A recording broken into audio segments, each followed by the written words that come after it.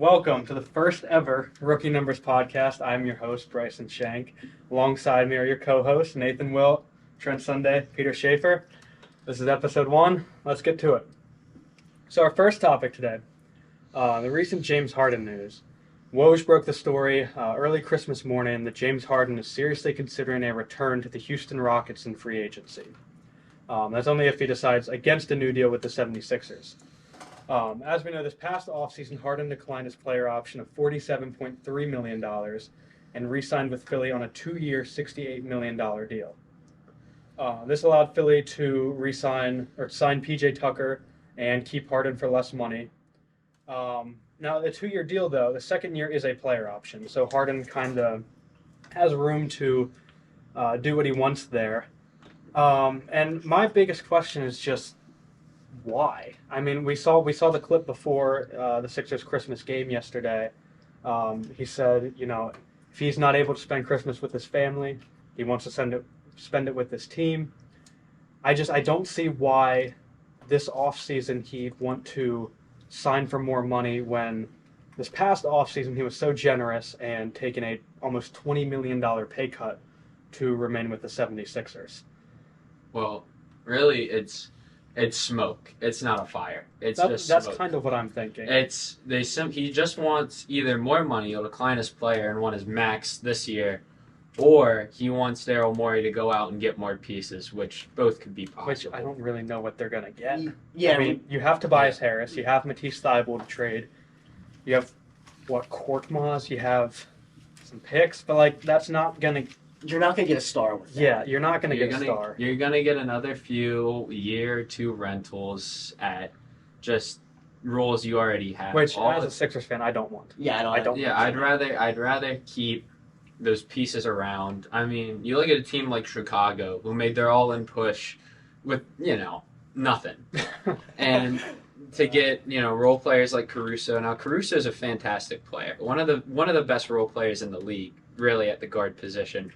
But he's just, you don't give up picks for him. You don't give up that kind of money for him. You don't, like a Caruso guy isn't winning you a championship. It's just helping build a roster that could make it to the championship, which the Bulls can't. And the Sixers we put in a similar situation. I'll tell you what, at this point, you want to keep Tobias Harris, too. I agree. I mean, he's played well enough that he's not, I wouldn't trade him right now. I think his last 8 games have been amazing. His last 8 games have been amazing. This season, he's averaging 16.7 points per game, 2.8 assists, 6.2 rebounds. He's shooting damn near 50, 40, 90. I mean, he's at 49, 40, 86 right now. Yeah.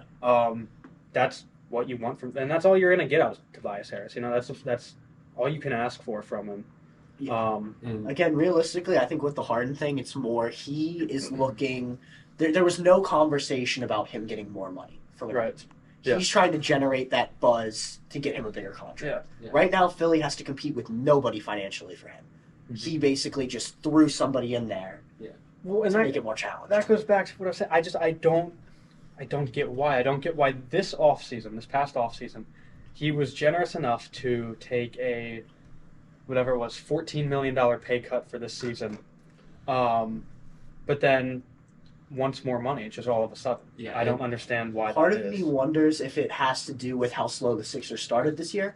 I mean, they've But picked it up. fine I know now. they've picked it up They're recently, but you never know. That might have something to do with it. Yeah, I mean, the only thing you could think of is Harden's, I don't know, 33, 34. I don't have his age off the top of my head. The long-term deal is definitely something he wants, he doesn't have many of those Harden years left. Like, he's going to be in a situation where he's not going to be able to produce at the level expected of a max player. Right. So if he keeps signing these one-year deals, which very team-friendly, he's just not going to have that security later on, which he'll always be in the league. If he wants to play, he's going to be in the league. Right. It's just at a level where he's going to get paid, down to $20 million, $10 million, and if he keeps playing, down to $5 million and maybe even a vet minimum, which I don't see happening. That won't happen with James Harden. Yeah, I don't think he has that kind of longevity. Yeah. Yeah, I think Harden's definitely played well. I know as a Sixers fan last year, a lot of us weren't thrilled with his performance. I think he got a little bit worse than maybe he deserved. I think his role with the Sixers was smaller than we expected it to be last year. For sure. and I think he played that role fine in the playoffs. He definitely stepped up a little bit in a couple games, which is what we needed him to do. And this year he's played much better. I think he's definitely earned the money that he wants. Yeah. It's just can the Sixers afford to pay him that much money? Well, I mean, last year too, he was dealing with the hamstring stuff. Still averaged 22, 10, and 7. Made the All-Star game and everything.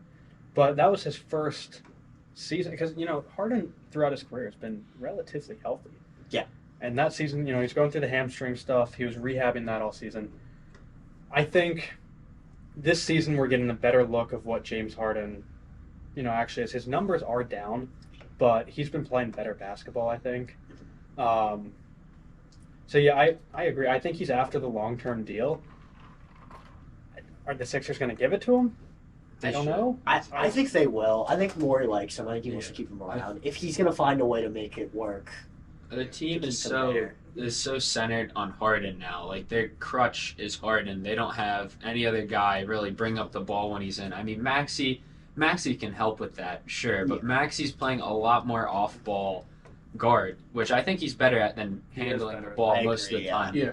And if you can keep Maxey in a comfortable role with Kobe being just an overall glue guy and he's an MVP level player. Yeah. You don't get rid of Harden. If Harden wants that long year extension, you're just going to have to give it to him. You just have to bite that bullet. I think realistically, if the Sixers can get one more shooter in that lineup with Harden and Embiid, it's going to be really hard to stop them on offense. Yeah. Now I've seen a lot of trade rumors and such going after guys like Eric Gordon. I don't know if I like that for the Sixers. I don't think I don't do. know if I like that for the Sixers. I think Gordon's just too much of a volume shooter. Like I feel like Gordon needs a lot of shots to get going, and on the Sixers, there's not a lot of shots to go around right now. right. Especially And when Maxey comes back, that's gonna what I'm shrink saying. even more. Gordon comes in at the deadline, Maxey's going to be back. He's going to be back by the new year most likely. Right. There's not a lot of shots. Even if he comes off the bench, he's still going to be struggling to find shots. So I really don't know why Eric Gordon is even in the conversation for a player the Sixers to get. He has a huge contract. He doesn't offer much more than scoring, and even then, he's not going uphill. He's inconsistent. He's just Eric Gordon. Right, and I know recently there was a trade that got declined. I'm blanking on what team it was. It was a 3-team deal. It was sending Eric Gordon to the Suns. They were giving up 4 second-round picks for Eric Gordon. Just Second-round picks, I mean, not the most valuable thing. He's, 33, 34 now? Yeah. I'm not giving up 4 picks for Eric Gordon. No, I wouldn't do that at all. If that's his value, Sixers, build the bench depth. I agree, keep Harden. Just build the bench depth, win And games. second round picks are so much more valuable now with things like the G League Right. that you can have a player who's, and like 10 years ago, you have a guy like Paul Reed. Paul Reed would be out of the NBA Out in the less mud. than a year. Yeah, Yeah, he Paul Out Reed. the mud.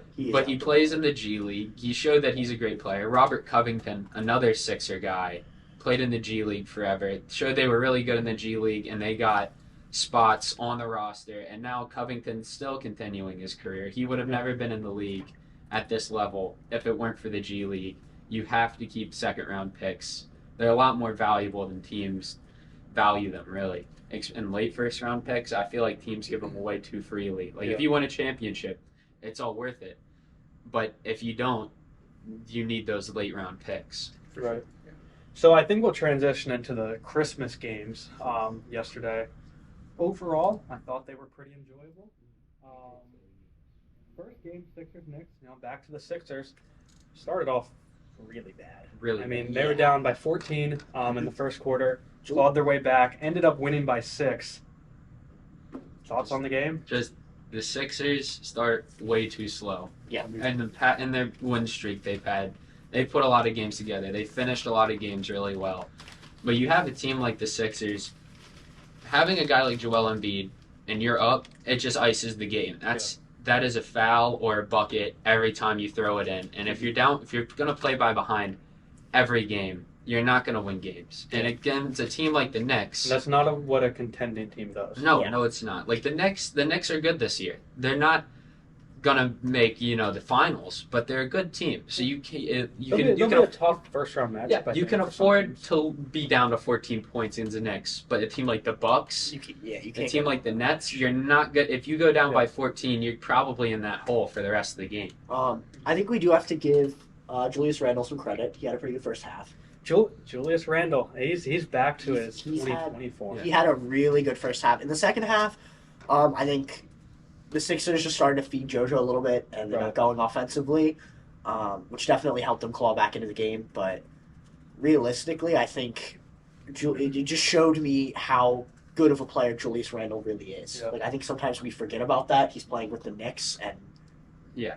sometimes Knicks player stats get a little inflated by the rest of the roster. But I think right now, this is one of the better Knicks teams we've seen in the last couple of years. It's the best since the Carmelo days, I think. I would honestly agree. Maybe. I I mean, mean, when they played, Kristaps had a good year there. They Yeah. had a good year. but they were never good with Kristaps. Right. The Kristaps rest of the team was a wasn't good. phenomenal player with the Knicks.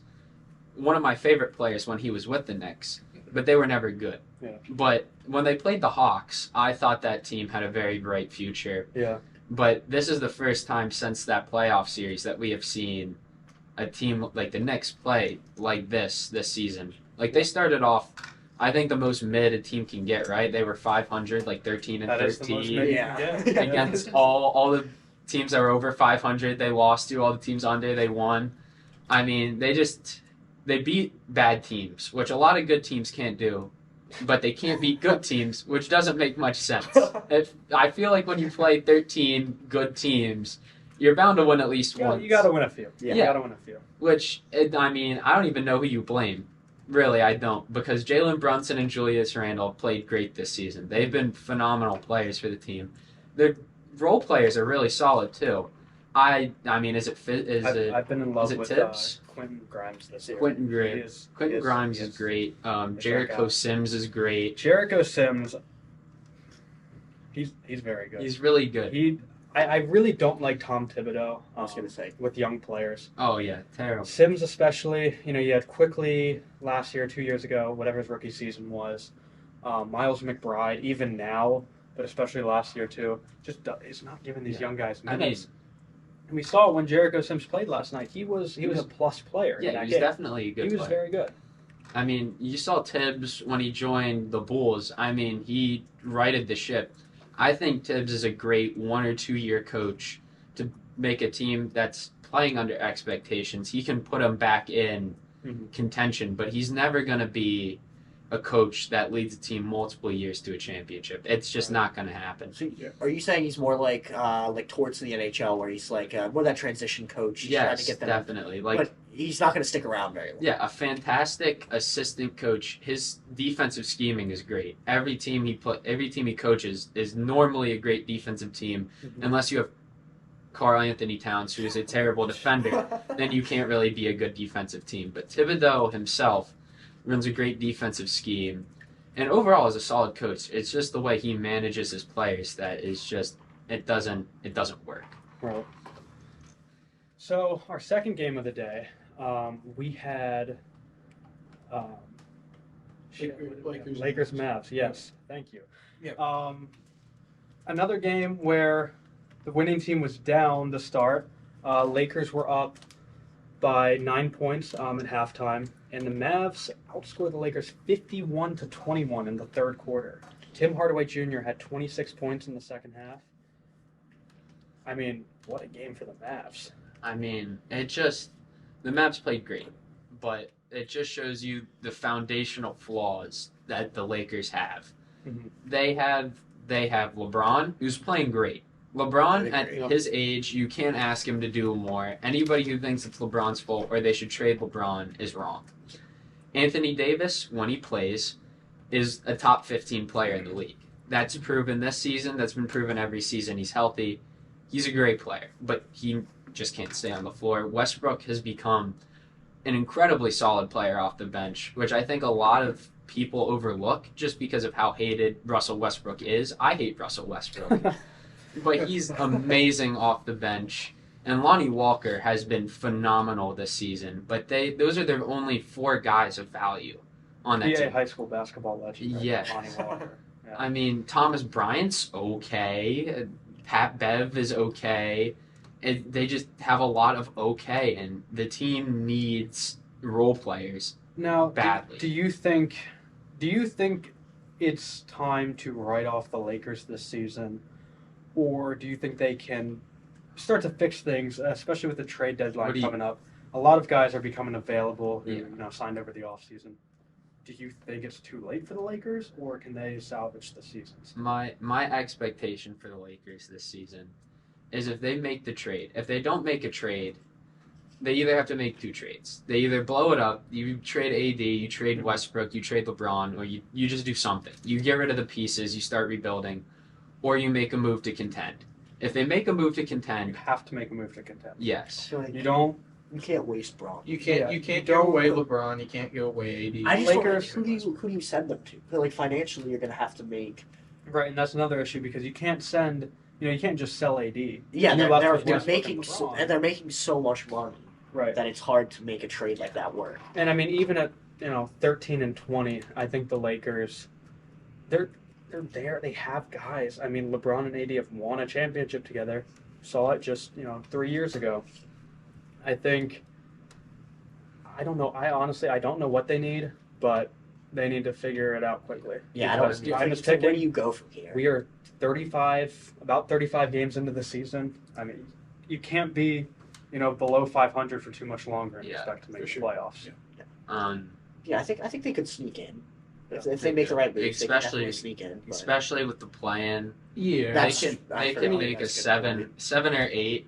And even if you make a 7 or 8 seed as the Lakers, you're not out. I mean, you don't want to play the Lakers in a 7-game series just because they have LeBron James and Anthony Davis. yeah, You play a team like that in a 7-game series, they're going to give you trouble. They have Yeah. the experience to. Yeah. Not that I would predict them to win against any team who's going to be 1 or 2. Yeah. It's just not a team you want to play. It's not a team who's going to give up. They're going to fight for every game. And yeah, for sure. LeBron's going to do LeBron things. He's one of the best basketball players of all time. He's He just is the best basketball player. he of all is. time. He is. I just don't want to get down that rabbit hole. yeah. Let's talk You know, about that That's for a conversation. different episode. In my opinion, right, if you're the Lakers, you have to focus yourself on at least making the play-in, right? You can't expect yourself to get to a top 5 seed in your I mean, conference. That's a very low bar. You got to get to the play-in. You got LeBron, you got AD, you got Russell Westbrook. You got to make it to the play-in. If you make it to the play-in, I don't think they genuinely lose. I think the experience, if AD can stay healthy, if they have Braun, if they, Westbrook coming off the bench, even though he's not historically a good playoff player, I think, Westbrook's experience Yeah. could be enough to get him We- by any play-in team. We've never seen Westbrook in a role he's in right now. We've seen Westbrook as the guy who's going to pound the ball coast to coast and be the guy. That's the only thing we've seen in the playoffs from Westbrook. I think he comes off the bench. He can do that. I mean, he can do what Westbrook does. I think he's going to be a much different player if he makes the postseason coming off the bench. I hate Westbrook. I said that.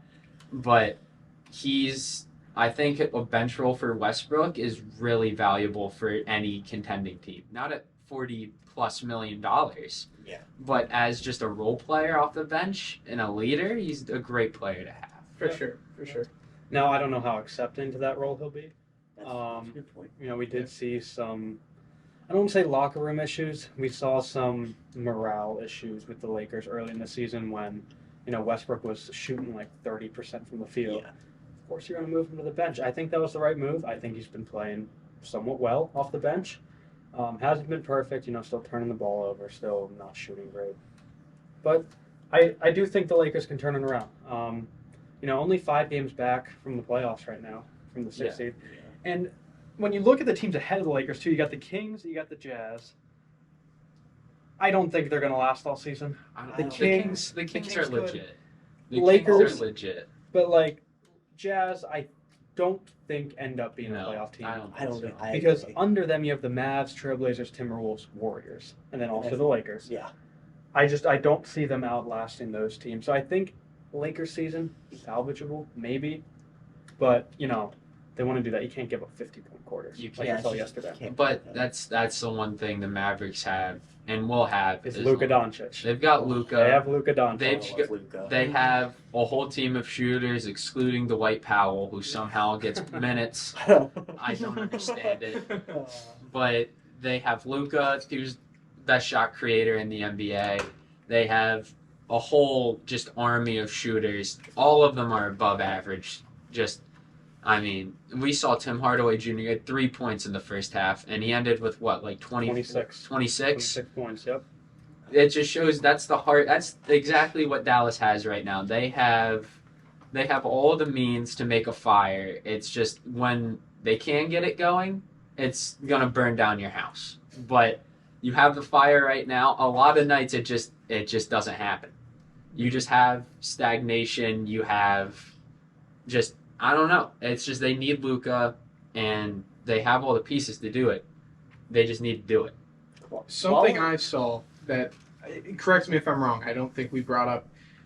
Christian Wood dropped 30 points yesterday for the Mavericks. That's Huge. That's So- huge. Christian Wood yesterday, Yeah. yesterday, Mhm. became eligible for a 4-year, $77 million extension with the Mavs. And in that game, dropped 30 points, 8 rebounds, 7 assists, 4 steals, and 2 blocks. Yep. If you're the Mavs, I mean, I wonder if you he probably was- want to give that to him at this If, point. if Yep. Christian Yep. Wood wants to sign that, you sign that. Yeah. He's in a great. Him and Luka somehow chasing Kidd keep starting guys like JaVale McGee and Dwight Powell and giving them minutes over Christian Wood in big situations. Christian Wood and Luka Doncic is one of the best two-man duos, and it doesn't make sense. Christian Wood and Luka Doncic together are just phenomenal. They play off each other perfectly. Christian Wood has enough ability on offense to make up for, Luka getting doubled and then, just taking away all of his first passing options. Christian Wood is a phenomenal player. So not to- Luka, I'm sorry. no, you go. Luka helps your team so much. Obviously, I mean, is he averaging a triple double? I don't. No, he has, He's I close. think he has He's close. 32, 8, and 8. He's Okay. putting up He's ridiculous. identical. Sorry. He's putting up nearly identical numbers to Jordan in his Yeah. 5th season. Wow. Yeah, but I mean, Luka yesterday he was one board and 1 assist away from a triple double. Getting triple doubles obviously it's going to help your team a lot. Mhm. Getting boards, distributing the ball, even scoring. I think that definitely did help him a lot. Getting that extra edge over the Lakers there, and I mean it's Yeah. big for And sure. one thing with Luka is the stat sheet doesn't say his complete impact. Oh, yeah. Like I watched. It's a the- very valuable Yeah. triple double. I watched the full game. You have Luka Doncic. He comes up the court. They almost instantly double him. He passes it. Then the pass right after is a 3 or a layup. It's not even like he gets his assists immediately. He distributes it, and then it's an instant bucket. Like every player on that team knows exactly where to go, exactly where to be. They just play so well together. They just need one more star level player to get over the hump, and they will be a finals contender for forever until Luka falls off the cliff. Yeah, I think Mavericks need to be big buyers at the deadline. While we're what we talking saw- about Luka, though, where do you think is he?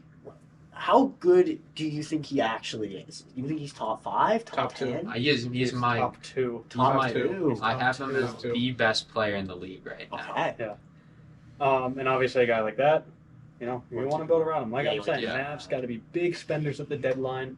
Yeah. We're gonna move on. We're running out of time here. Grizzlies, Warriors, Bucks, Celtics. We'll cover just briefly. I didn't get a chance to watch all of these games. I watched a little bit of each.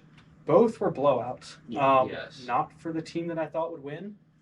Start with the Bucks, Celtics. I mean, Celtics are Celtics. pretty damn good. It's They're- just overall, Yeah. they have 9 guys who can just turn up at any time.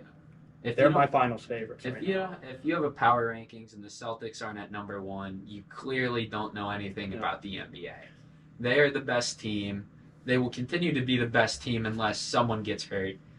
Their coaching somehow didn't even have that much of a drop off Mhm. from Udoka. They're just a great team. I mean, yesterday you saw they blew the Bucks out of the water. Obviously, the Bucks are very good. Defensively, offensively, shooting. You got your role players that can shoot the ball. Chris Middleton, Pat Connaughton. I'm sorry. And, the Celtics just outpowered them. I mean, Jaylen Brown had 29, Tatum had 41. That's going to, chances are that's going to get you by any team if you have a duo like that can score like that. And Giannis is a top 2 player in the league right now. I think that's pretty obvious. Yeah. They need to get a shooter. They need to get something. They need more perimeter anything. Mhm. Like you have Yeah. Connaughton. Connaughton's really good. You have Middleton.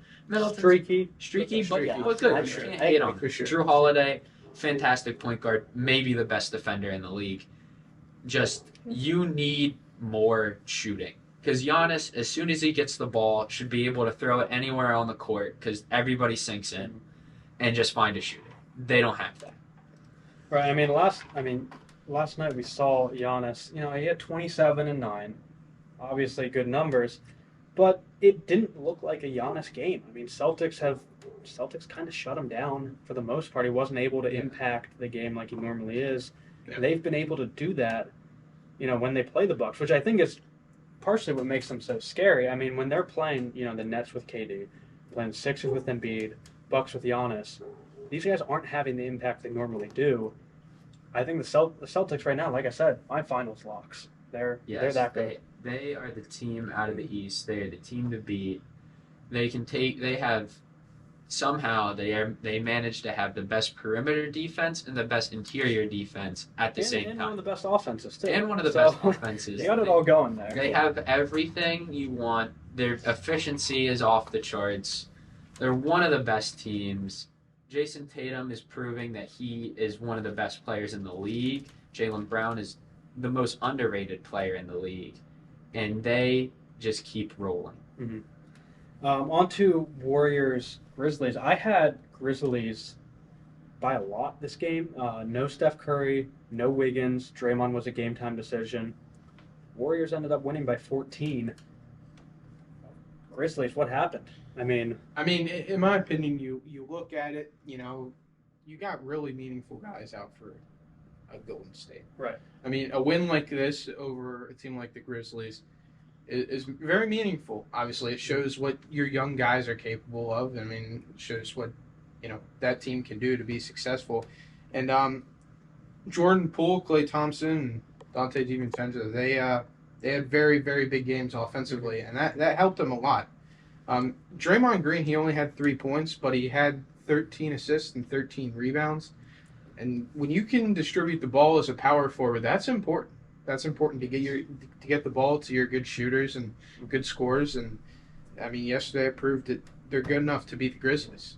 And something that doesn't make sense to me still is the Warriors are 16-2, 16-3 at home, and then 3-16 on the road, 2-16. I don't understand how that happens. You have guys like Curry and Wiggins miss this game, and you dominate the Grizzlies. But if that game was played in Memphis, that's a But- 40-point loss. Yeah, I don't know how that happens. They're one of the most experienced teams in the league. They have arguably the best head coach in the league. I don't understand how that much experience can lead to such a drastic change in your home record and your away record. Very little teams have that are that experienced. You just don't see that very often. I'm confused. I don't know what the reason is. How do you fix that? How I can you? I don't know. I don't even know what the problem is. You have so much leadership. You have Is so it much the experience. stars aren't traveling? Is it that the bench isn't what? The whole team is just down a whole nother level on the road. I don't know why. That's just the case. Yeah, Warriors home record 13-2, their away record 3-16. Yeah. They're 16-18 on the season. I don't think it's too late for the Warriors. They're in a similar situation as the Lakers. They're only 2.5 games ahead of them. Honestly, I would say I think the Warriors are the better team. Right. Even with Right. Anthony Davis, I still think the Warriors. And John Moran said it before the game yesterday. The Warriors just won the finals. They kept pretty much everybody. They lost Otto Porter, right? Brought in some guys, though. They lost Gary Payton. Brought in DiVincenzo. Brought in JaMychal Green, I think, right? Yeah. That's this offseason. Yeah. So it's the same team. For the most part, it is the same team. They're still one of the best teams in the league. I don't care what their record says. They're still one of the best teams in the league. Yeah. losing away games obviously not good, especially when your record differential is this bad. Yeah. But I think they'll figure it out. They're fine. It's like if they can pull it together on the road, realistically, I think they can be back in the same spot they were last year. Right. I think they are much better than their record says, and I think that I would not be shocked at all if they're in the playoffs. When it's all said and done, the NBA is different from other sports leagues where the favorite usually does win the playoffs. There's not much turnover on that. But if you can make it to the playoffs, anything can happen. And if you're the Warriors, you've been in the playoffs so many times. You just won a championship. As long as you make it to the playoffs, they're fine. Their record doesn't really. And as the West sits right now, Nuggets are the 1 seed, Pelicans 2 seed, Grizzlies 3 seed, Suns 4 seed. Warriors, they probably won't end up getting the top 4 seed. They'll be in the playoffs for sure. So whether you're 5 through 8 with this top 4, I'm taking the Warriors over the Pelicans, taking the Warriors over Grizzlies and the Suns in 7 games. Nuggets, I'd probably give that one to the Nuggets. But like any team here, Warriors can handle them in a 7-game series. Yeah. Yes. The Warriors still sleeping giant. They're going to wake up and they're going to recap. Yeah, they'll figure it out. I think if the Warriors are the 8th seed, I would not want to play the Warriors. Oh, I would be no. terrified That if was the a tough Warriors. first round matchup. So the last Christmas Day game, the one that I'm most excited to talk about, and what will be our last topic today, the Nuggets versus the Suns. Went into overtime. Nuggets won by 3. Highlight of the night, across all games, Jokic, 41 points, 15 rebounds, 15 assists. And I think it might be time that we put him back in the MVP conversation. I think Did he ever leave? we might. Did he ever leave the MVP conversation? Well, he was beginning of always the on my season, board. voters fatigue and all that. Me personally, I think the award should go to not necessarily best player on the best team, but best player across the league on one of the top teams. Yeah. And hey, Nuggets are the 1 seed. Jokic is averaging almost a 30-point triple-double. He is, yeah. I mean, Jokic keeps this up. There's no reason he shouldn't win the 3rd MVP. I mean, I know a lot of people don't want it to happen, and I know a lot of people don't think he is as good as he is, but he is that good. He is one of the best offensive players we've seen ever. Just the way he can control a game, the way he operates, the way he facilitates. He is just the ringmaster, one of the greatest offenses in the league. It's unreal. Like, he has a defensive problem. We know that. You can look at him and you can tell there's a defensive issue. That's an overrated narrative. I mean, but he does. He's You don't want him defending Joel Embiid in the game. Yeah. he's no Rudy Gobert, but he is serviceable. Yeah. No, I'm He not is saying serviceable. like you don't play Jokic Yeah. because he has terrible defense. I'm just saying that if there is one thing to improve, it's the defense. Yeah. Because he is such an above average player. I would say this is probably the year where Jokic winning the MVP makes the most sense to me. I think last year, if JoJo doesn't get hurt, probably goes to JoJo. And I think the year before, similar The year narrative. before it's probably Joel again. Yeah. I mean, I think biased maybe, but had he not gotten injured, I think he was a runaway with the I MVP. agree. I think you could have still made an argument last year with Joel hurt that he wins the MVP over Jokic.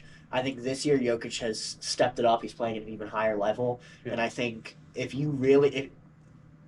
I think the voter fatigue shouldn't take away how well he has played this year. I think if he didn't win the last 2, he's a lock. I think he For sure. automatically wins the MVP. I don't see how anyone is playing better than him right now. Yeah. However, I think with the voter fatigue, there's a very real chance he doesn't win. The thing is, I need Jokic to show me that he can perform in the playoffs. Yeah. Like, Very true. he's good. He plays well.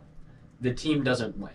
And if you're at that level where you are just the head of the team, you are the guy who facilitates everything, the offense runs through you, winning the game is up to you.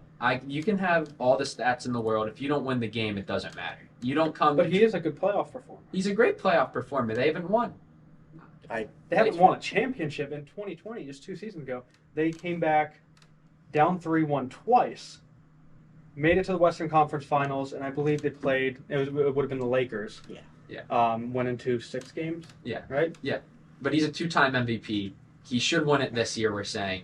Yeah. If you win 3 MVPs, you should not be struggling in the playoffs. He's not struggling in the playoffs. The team is. The team team, is struggling. sure. They haven't As- made the finals, and I they think have the that's more on. MVP. I think that's more on Mike Malone for sure.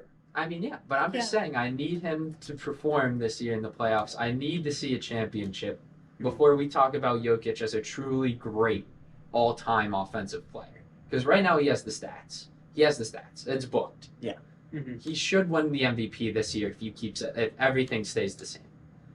If he wins a championship, he should be in the top 25 to 20 players, just off of how good he's been in this last. If he 3 gets or a 4 ring years. MVP this year or not, I think he inserts himself in the top 25. Yes, He's almost there, he's phenomenal. and he will absolutely I be mean, there by the end of his career. I don't know the list of guys that have 3 MVPs. I was gonna say how many have. And I don't know if anybody's won it 3 times in a row. 3 people have. We had Bill Russell.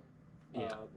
Early '60s. We had Wilt Chamberlain just after Bill Russell, 65 to 68, and then Larry Bird in the '80s. So 3. Now you look at those list of guys though: Bill Russell, Wilt Chamberlain, Larry Bird. Jokic is kind of, an outlier there. I Yeah. think. Yeah. I think Yeah, he's definitely for sure. a different I mean- type of player than. I mean, in the league when those guys were playing is not as good as it is now. I mean, Oh, that's yeah. just simple. Yeah. Because the drop off from the best player to the worst player is crazy in the in the 60s, 70s, 80s, Yeah. even in the 90s. Yeah. But as soon as this era, some of the worst players in the league are phenomenal basketball players. Like Brian Scalabrine said Yes. to some dude in a pickup game one time, "I'm closer to the LeBron than you are to me." Yeah. I mean, it's crazy. Because if he wins his 3rd MVP, we're talking about an all-time great. Yeah. I don't understand how people don't have him listed as a top 3 player right now. I don't understand how he's not the guy you mentioned in your top 15 centers. Yeah. He is that guy. He just is good. Is it the fact that he's in Denver? Is that I it? mean, the lower market, it doesn't help, but I don't- eventually I people don't need think Denver has much to do with that. I couldn't tell you why. He's just not I very mean, liked yeah, by I mean, NBA fans. Part of it, I think, is that a lot of people feel that his last 2 MVPs probably should have gone to somebody else. and Right. And let's- then now it's like, do we really want to give him a 3rd? And let's be real, he's not really that exciting. He's a No, big, fat, true. white dude. who Yeah. can't help yeah. He If plays, you ever watch a Denver Nuggets game, Yeah. those 30 points Yeah. are not very low. Yeah. plays slow. His signature move is like a little hopscotch Yeah. routine.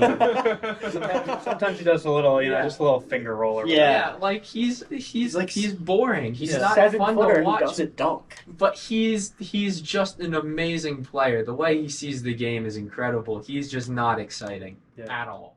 I mean, I'll go around the table. I'll ask you just yes or no. Is he the MVP? Yes. Yes.